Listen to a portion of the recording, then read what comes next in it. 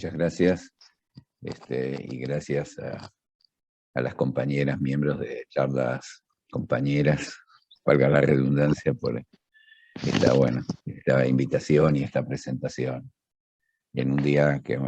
muy sentido para mí y obviamente para todos los que estamos aquí presentes. Me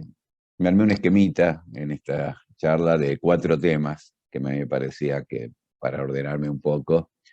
y que el primero tenía que ver con la militancia, porque a mí me parece que siempre intento, cuando hablamos de los compañeros y compañeras detenidos desaparecidos, hablar desde su militancia y no como un desaparecido más, porque me parece que es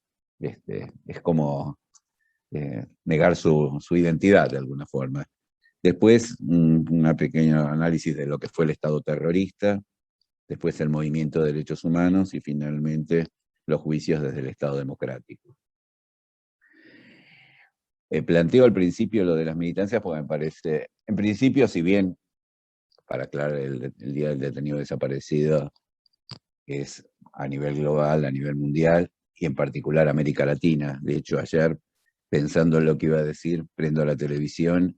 y veo un homenaje a los desaparecidos recientes en Acapulco, México. Y evidentemente, lamentablemente, en toda nuestra América Latina son políticas que perduran. Pero bueno, mi idea era centrarnos lamentablemente o fundamentalmente en la experiencia de nuestro país, en lo sucedido en nuestro país. Y plantear un poco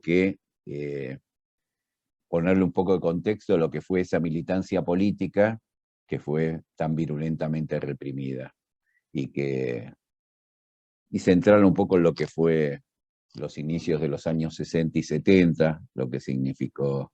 el Mayo francés para nuestra generación, lo que significó la derrota de Vietnam. Hoy para los que no la vivieron, pueden vivir Afganistán y ya ahí empieza a aparecer un símil de alguna forma. Lo que fue la experiencia del Che y la muerte del Che en Bolivia, lo que fue la resistencia peronista. Y yo creo que toda una época que se inicia en nuestro país con el Cordobazo y que marca fuertemente a una generación, a mi generación, a la generación de muchos y muchas de los que seguramente estamos acá, y implica un fuerte contenido político, ideológico, pero también moral, hablando de una moral revolucionaria que pretendía tener una conducta, y no solamente eso, sino que aspiraba a construir una sociedad más justa. Y bueno, eso signa gran parte de nuestra vida y de la experiencia de lo que fue los 60 y los 70, que marcan a fuego nuestra historia. Esa generación que digo que empieza, que se potencia fuertemente y se masifica después del Cordobazo y del Lucha y Vuelve, incorpora a miles y miles de jóvenes, más la resistencia peronista que ya venía después del golpe del 55. Y nos encuentra así el golpe del 76, y aún a pesar de ese golpe sangriento, sanguinario, la resistencia continúa y la militancia no deja de participar y de actuar. Yo digo que esas militancias que siguen presentes hoy, porque hoy vemos militantes todos los días que van a los barrios, a las universidades, a los sindicatos, como íbamos nosotros, probablemente lo que sucede es que en otro contexto político, por suerte para estas nuevas generaciones. Pero igual para mí me parecía importante reivindicar esa militancia, porque es a esa militancia, a ese compromiso, a esa experiencia organizativa, a lo que viene a reprimir esta dictadura sangrienta. Entonces, para mí, reitero, es importante ponerle identidad, ponerle nombre y apellido a cada uno de los militantes, de las compañeras y los compañeros, tuvieran una práctica gremial, una práctica barrial, una práctica estudiantil, y que dieron lo mejor que tenían, que era incluso hasta su propia vida, para construir una sociedad más justa. Esa resistencia, recuerdo que nosotros en esa época teníamos una consigna que era resistir es vencer, nos acompañó y atravesó,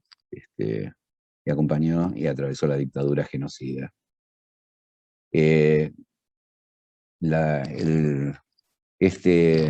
Esta dictadura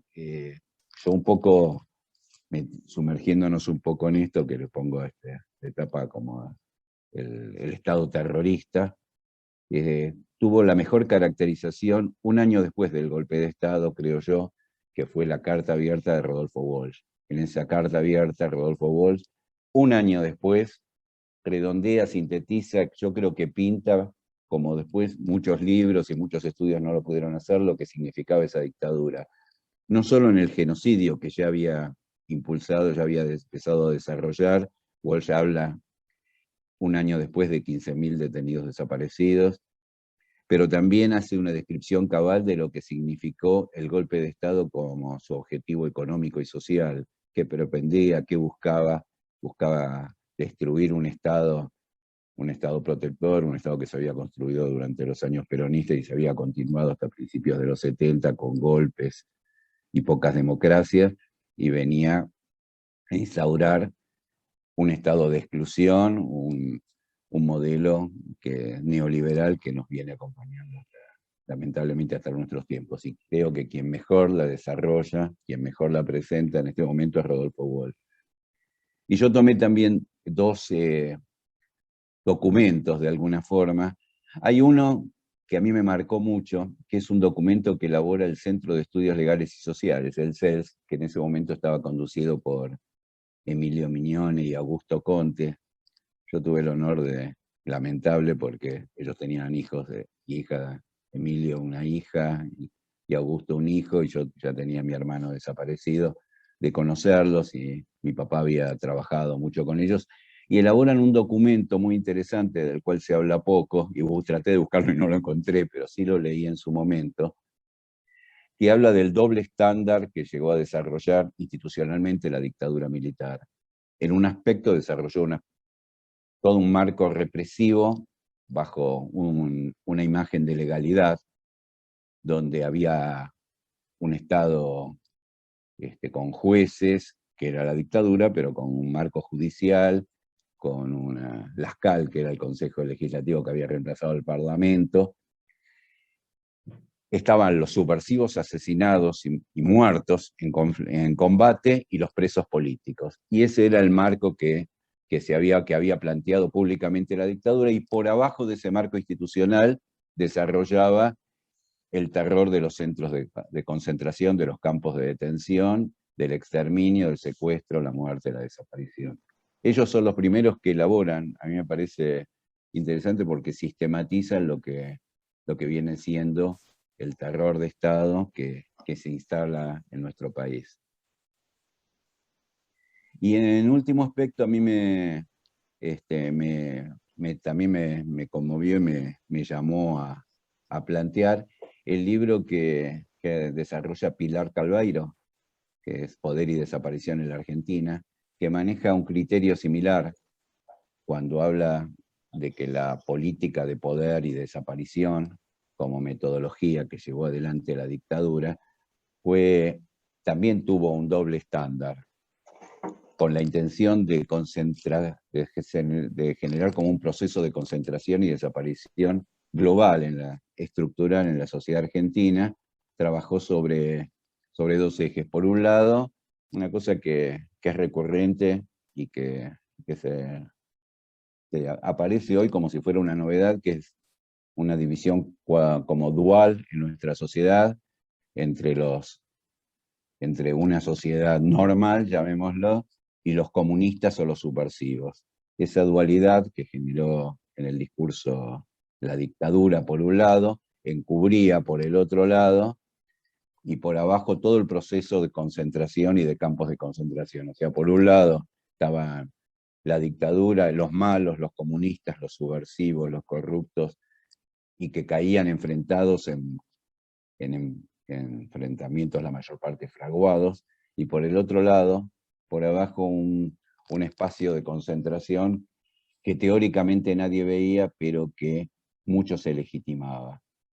Y me parece que en esa descripción del terror, porque Pilar atravesó también el centro de detención, marca de alguna forma la metodología, la forma en que estructuró la dictadura su estrategia comunicacional, diría hoy uno, Y por el otro lado, cómo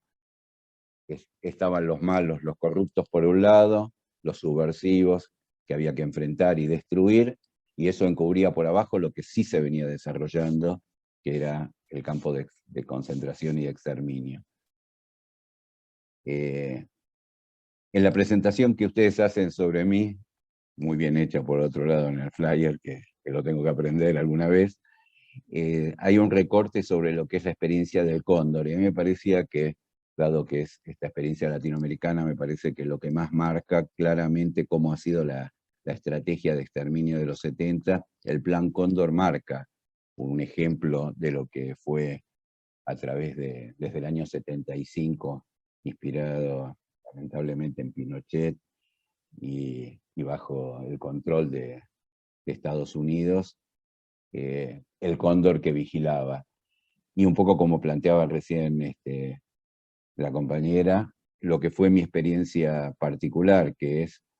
cuando secuestran a Mónica, mi compañera, y a Horacio Campiglia, que era la pareja de Pilar Calveiro, y cómo lo secuestran en el Río de Janeiro, que es una clásica operación Cóndor que